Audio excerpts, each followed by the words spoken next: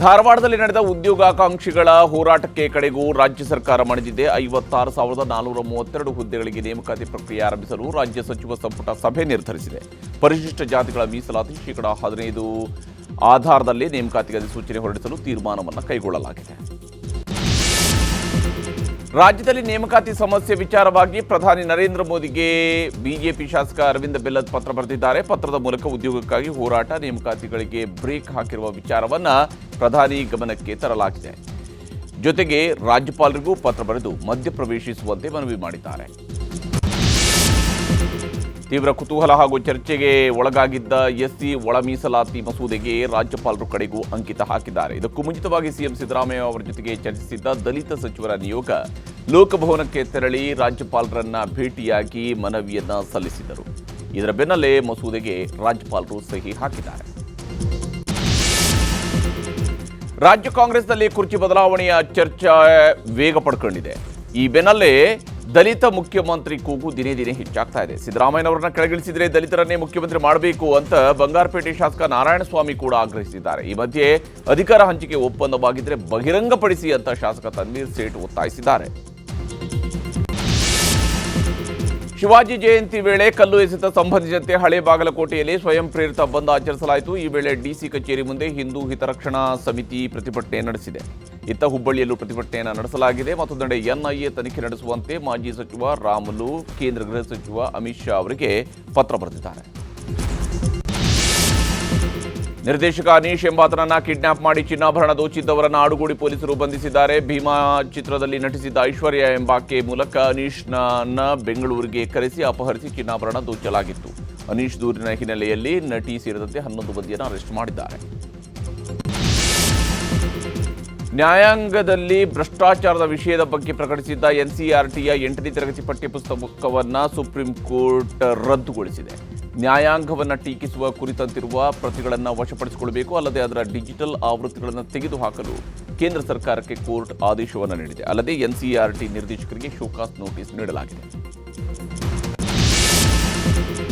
ಮಕ್ಕಳ ಮೇಲಿನ ದೌರ್ಜನ್ಯ ಆರೋಪದ ಮೇಲೆ ವಾರಣಾಸಿಯ ವಿದ್ಯಾಮಠದ ಮುಖ್ಯಸ್ಥ ಸ್ವಾಮಿ ಅವಿಮುಕ್ತೇಶ್ವರಾನಂದ ವಿರುದ್ಧ ಎಫ್ಐಆರ್ ದಾಖಲಿಸಲು ಪೋಕ್ಸೋ ಕೋರ್ಟ್ ಆದೇಶಿಸಿದೆ. ಪ್ರಯಾಗ್ರಾಜ್ನ ಪೋಕ್ಸೋ ಕೋರ್ಟ್ ಈ ಬಗ್ಗೆ ಆದೇಶವನ್ನು ಹೊರಡಿಸಿದೆ. ಇದರ ಬೆನ್ನಲ್ಲೇ ಆರೋಪ ಮಾಡಿದ್ದ ಶುತೋಷ್ ವಿರುದ್ಧ ಸ್ವಾಮೀಜಿ ಮಾನನಷ್ಟ ಕೇಸ್ ದಾಖಲಿಸಿದ್ದಾರೆ. ಇಸ್ರೇಲ್ ಪ್ರವಾಸದಲ್ಲಿರುವ ಪ್ರಧಾನಿ ಮೋದಿ ಅಲ್ಲಿನ ಸಂಸತ್ ಉದ್ದೇಶಿಸಿ ಮಾತನಾಡಿದ್ದಾರೆ. ಭಾರತದ ಪ್ರಧಾನಿಯೊಬ್ಬರು ಅಲ್ಲಿನ ಸಂಸತ್ನಲ್ಲಿ ಭಾಷಣ ಮಾಡಿದವರಲ್ಲಿ ನರೇಂದ್ರ ಮೋದಿ ಅವರು ಮೊದಲಿಗರಾಗಿದ್ದಾರೆ. ಇದಾದ ಬಳಿಕ ಇಸ್ರೇಲ್ ಸಂಸತ್ನ ಅತ್ಯುನ್ನತ ಗೌರವವಾದ ಸ್ಪೀಕರ್ ಆಫ್ ದಿ ನೆಸೆಟ್ ಪದಕ ಪ್ರದಾನವನ್ನು ಮಾಡಲಾಯಿತು.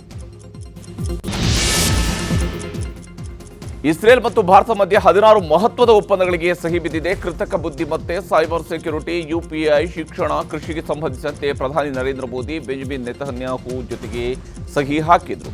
ಇದಾದ ಬಳಿಕ ಮಾತನಾಡಿರುವ ಪ್ರಧಾನಿ ಮೋದಿ, ಮಾನವೀಯತೆ ಎಂದಿಗೂ ಸಂಘರ್ಷಕ್ಕೆ ಬಲಿಯಾಗಬಾರದು, ಗಾಜಾ ಶಾಂತಿ ಸ್ಥಾಪನೆಯನ್ನು ಭಾರತ ಬೆಂಬಲಿಸುತ್ತೆ ಅಂತ ಹೇಳಿದರು.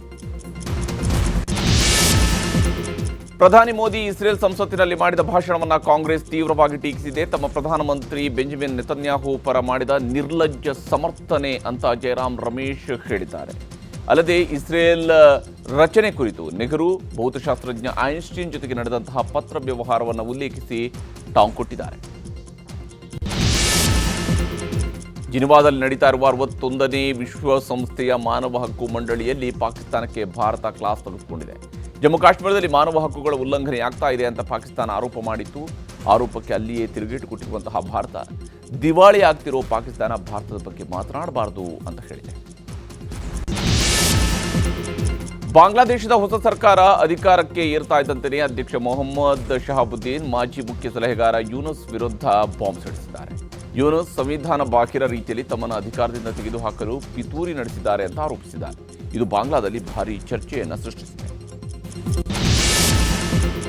ಅಮೆರಿಕದ ಲೈಂಗಿಕ ಅಪರಾಧಿ ಜೆಫ್ರಿ ಎಪ್ಸ್ಟೀನ್ ಜೊತೆಗಿನ ಸಂಬಂಧಕ್ಕಾಗಿ ಮೈಕ್ರೋಸಾಫ್ಟ್ ಸಹ ಸಂಸ್ಥಾಪಕ ಬಿಲ್ ಗೇಟ್ಸ್ ಕ್ಷಮೆಯಾಚಿಸಿದ್ದಾರೆ. ಅಲ್ಲದೆ ರಷ್ಯಾದ ಮಹಿಳೆಯೊಂದಿಗೆ ತನಗೆ 2 ಸಂಬಂಧಗಳಿವೆ ಎಂಬುದನ್ನು ಒಪ್ಪಿಕೊಂಡಿದ್ದಾರೆ. ಆದರೆ ತಾನು ಎಪ್ಸ್ಟೀನ್ ಅಪರಾಧಗಳಲ್ಲಿ ಭಾಗಿಯಾಗಿಲ್ಲ ಅಂತ ಹೇಳಿದ್ದಾರೆ. ಬಹುಭಾಷಾ ನಟಿ ರಶ್ಮಿಕಾ ಮಂದಣ್ಣ ಮತ್ತು ನಟ ವಿಜಯ್ ದೇವರಕೊಂಡ ಹೊಸ ಜೀವನಕ್ಕೆ ಕಾಲಿಟ್ಟಿದ್ದಾರೆ. ರಾಜಸ್ಥಾನದ ಉದಯಪುರದ ಐಷಾರಾಮಿ ರೆಸಾರ್ಟ್ನಲ್ಲಿ ತೆಲುಗು ಸಂಪ್ರದಾಯದಂತೆ ವಿವಾಹ ನಡೆದಿದೆ. ಮದುವೆ ಬಳಿಕ ರಶ್ಮಿಕಾ ಮತ್ತು ವಿಜಯ್ ಫೋಟೋಗಳನ್ನು ಹಂಚಿಕೊಂಡಿದ್ದಾರೆ. ಹುಬ್ಬಳ್ಳಿಯಲ್ಲಿ ನಡೆಯುತ್ತಿರುವ ರಣಜಿ ಫೈನಲ್ನಲ್ಲಿ ಜಮ್ಮು ಕಾಶ್ಮೀರ ತಂಡ ಬಿಗಿ ಹಿಡಿತವನ್ನು ಸಾಧಿಸಿದೆ. 6 ವಿಕೆಟ್ಗಳೊಂದಿಗೆ 527 ರನ್ನಿಂದ ಇವತ್ತಿನ ದಿನದಾಟವನ್ನು ಆರಂಭಿಸಿದಂಥ ಜಮ್ಮು ಕಾಶ್ಮೀರ 584 ರನ್ಗಳಿಗೆ ಆಲ್ಔಟ್ ಆಯಿತು. ಬ್ಯಾಟಿಂಗ್ ಆರಂಭಿಸಿದ ಕರ್ನಾಟಕದ ಬ್ಯಾಟ್ಸ್ಮನ್ಗಳು ವೈಫಲ್ಯವನ್ನು ಅನುಭವಿಸಿದರು. ಮಯಾಂಕ್ ಅಗರ್ವಾಲ್ ಶತಕದೊಂದಿಗೆ ದಿನದಾಟದ ಅಂತ್ಯಕ್ಕೆ 5 ವಿಕೆಟ್ ನಷ್ಟಕ್ಕೆ ಕರ್ನಾಟಕ 217 ರನ್ ಗಳಿಸಿದೆ. ಚೆನ್ನೈನ ಚಿಪಾಕ್ ಸ್ಟೇಡಿಯಂನಲ್ಲಿ ಟಿ20 ವಿಶ್ವಕಪ್ನಲ್ಲಿ ಭಾರತ ಜಿಂಬಾಬ್ವೆ ನಡುವೆ ಮಾಡು ಇಲ್ಲವೇ ಮಡಿ ಪಂದ್ಯ ನಡೀತಾ ಇದೆ. ಟಾಸ್ ಗೆದ್ದ ಜಿಂಬಾಬ್ವೆ ಬೌಲಿಂಗ್ ಆಯ್ಕೆಯನ್ನು ಮಾಡಿಕೊಂಡಿದೆ. ಬ್ಯಾಟಿಂಗ್ ಆರಂಭಿಸಿದ್ದಂತಹ ಟೀಂ ಇಂಡಿಯಾ ನಿಗದಿತ 20 ಓವರ್ಗಳ ಮುಕ್ತಾಯಕ್ಕೆ 4 ವಿಕೆಟ್ ಕಳ್ಕೊಂಡು 256 ರನ್ ಗಳಿಸಿದೆ. ಅಭಿಷೇಕ್ ಶರ್ಮಾ ಇದೇ ಮೊದಲ ಅರ್ಧ ಶತಕವನ್ನು ಟಿ20 ವರ್ಲ್ಡ್ ಕಪ್ನಲ್ಲಿ ಬಾರಿಸಿದ್ದು 55 ರನ್ ಗಳಿಸಿದ್ದಾರೆ. ಹಾರ್ದಿಕ್ ಪಾಂಡ್ಯ 50 ರನ್, ಹಾಗೆಯೇ ತಿಲಕ್ ವರ್ಮಾ 44, ಇಶಾನ್ ಕಿಶನ್ 38 ರನ್ ಗಳಿಸಿತು. ಸದ್ಯ ಜಿಂಬಾಬ್ವೆ ತಂಡ ಬ್ಯಾಟಿಂಗ್ ಆರಂಭಿಸಿದೆ.